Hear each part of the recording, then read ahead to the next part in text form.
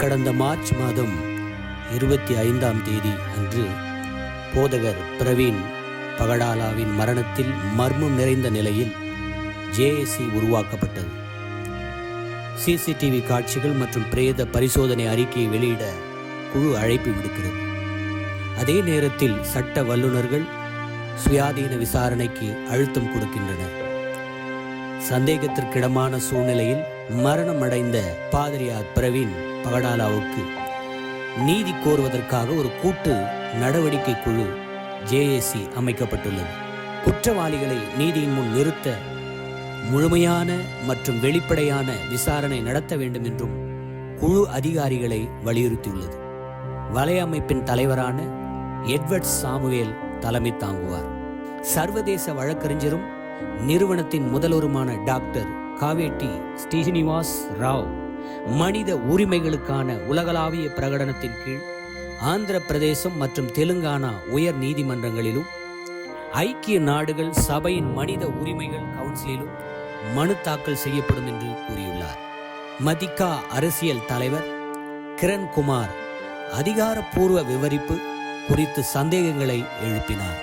ஒரு சுங்கச்சாவடியில் இருந்து சிசிடிவி காட்சிகள் உள்ள முரண்பாடுகளை சுட்டிக்காட்டினார். காட்சிகளில் காணப்படும் நபரின் ஆளுமை பிரவீனுடன் பொருந்தவில்லை.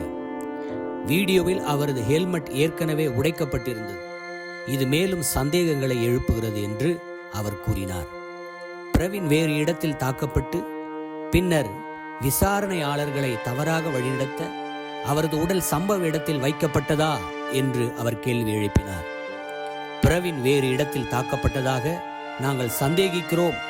மேலும் விபத்து நடந்ததாக கூறப்படும் இடத்தில் அவரது உடலை விட்டுச் செல்வதற்கு முன்பு காவல்துறையின் கவனத்தை திசை திருப்ப வேறு யாரோ ஒருவர் தனது பைக்கில் சென்றதாக நாங்கள் சந்தேகிக்கிறோம். அவர் தனது பிரசங்கத்தின் மூலம் கூட யாரையும் புண்படுத்தவில்லை. எனவே அவர் ஏன் குறிவைக்கப்பட வேண்டும்? கத்தோலிக்க தலைவர் லியோ லூயிஸ் பிரவீனுக்கும் அவரது நெருங்கிய கூட்டாளிகளுக்கும் உயிருக்கு அச்சுறுத்தல்கள் வந்ததாக கூறினார். அவரது நண்பர்கள் மற்றும் சக ஊழியர்களுக்கு சாத்தியமான ஆபத்து குறித்து எச்சரிக்கப்பட்டனர். இதற்கிடையில் இந்த வழக்கை விசாரிக்கும் ஆந்திர பிரதேச காவல்துறை யாரையும் சந்தேக நபர்களாக அதிகாரப்பூர்வமாக பட்டியலிடவில்லை.